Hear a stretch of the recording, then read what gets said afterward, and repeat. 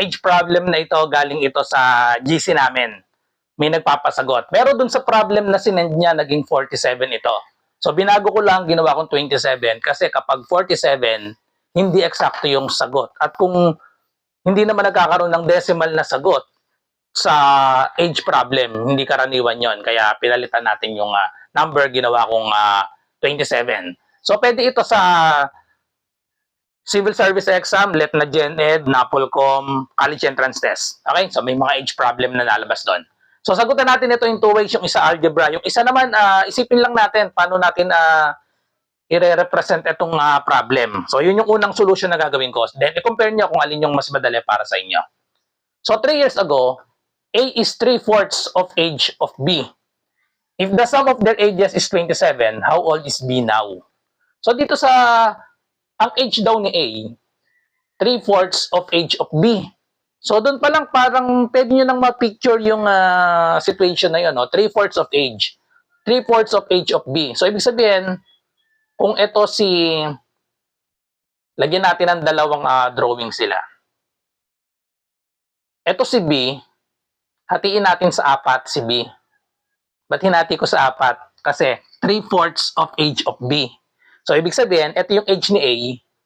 Kung baga, kung ito yung kompleto, isang buo, one whole, 3/4 lang siya. So hanggang dito lang siya. Kaya itong isa, 4 yung box natin. Ito yung age ni B, ito naman yung age ni A. Para malinaw, si A ay 3/4. Ito lang yon, 3/4. 3. Tapos 4 ito. Si B ay 4, si A ay 3 lang. Okay? So tapos, sabi sa problem, if the sum of their ages is 27. So ang sum daw ng age nila, 27. No? Drawing ulit natin. Ito yung age, mas matanda si B, no? So example natin, ito si A. Tapos ito si B. Ang sum daw ng age nila, today yan, at present, the sum of their ages is 27.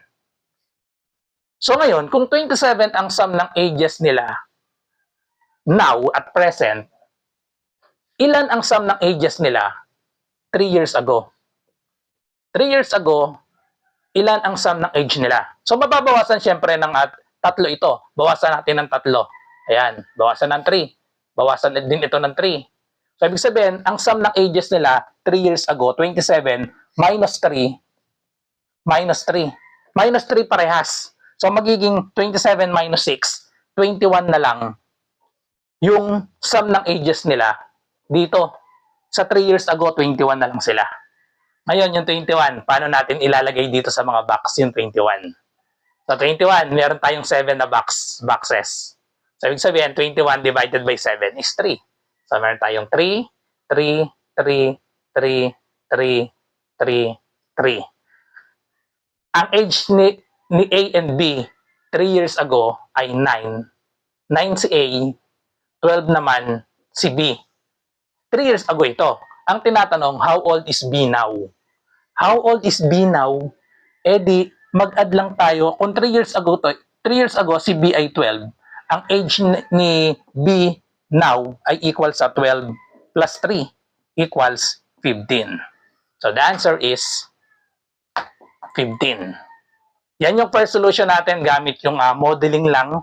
Inisip lang natin yan. Tapos, isolve naman natin gamit ang algebra.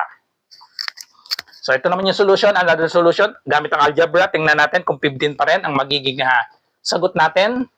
And, i-compare ninyo kung ano yung mas magandang solution para sa inyo. Kapag walang choices, wala pa yung choices ha.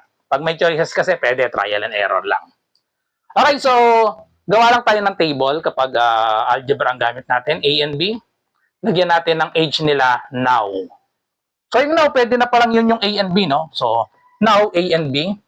Tapos, alam natin, ang total ay, if the sum of their ages is 27. So, ito yung, ang sum nito, now ay 27. Ito naman yung past. Past ay 3 years ago, kaya negative 3. Subtract tayo ng tig 3 dito. So, magiging A minus 3. And then, B minus 3. So, buuin natin ang ating equation. Or, hinahanap natin how old is B now. Kung si B now ay... So, ang age, ay hinahanap natin how old is B now Palitan natin itong A. Gawin na natin, express natin si A in terms of B. Alam natin, ang total nilang dalawa, 27. So itong A, para makuha natin yung age nito, isubtract lang natin si B. Si B, isasubtract natin sa 27. Yun na yung magiging age ni A. So, lagyan natin dito A and B. So, si A, pwede na siyang ma-express as 27 minus B. Kasi nga, ang total nila 27.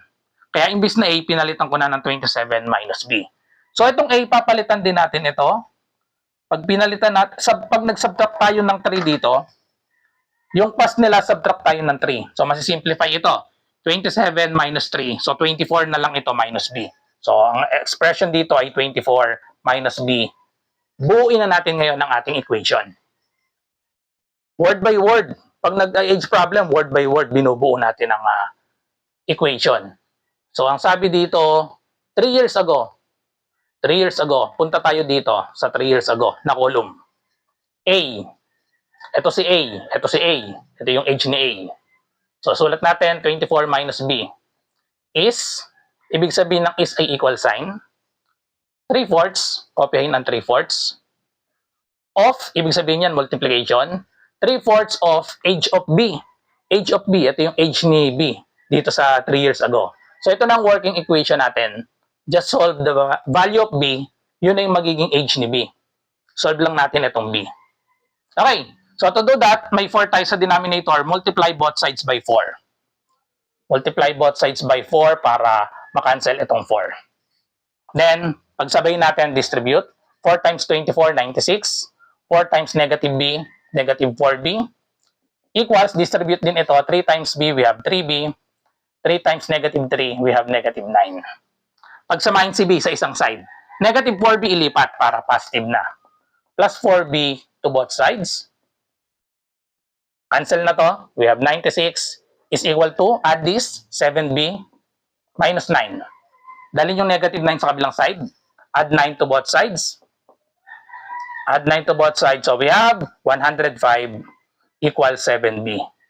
Ngayon, last step, divide both sides by 7. Ano nang value na B? So ito, pwedeng i-break na lang natin para wag na tayo mag-long division. Pwede i-long division nyo, 105 divided by 7. Pero kung tekniko dito, i-break ko lang. Pag binrake natin yung 105 na divisible by 7, 70 lang yan plus 35. Okay? Gets? 70 plus 35 is 105. Ngayon, 70 divided by 7 is 10. 35 divided by 7 is 5. Add natin, 10 plus 5 equals 15. Okay? So, same answer. 15 pa rin. Gamit yung kanina, modeling lang. Tapos, ito naman, gamit ang algebra.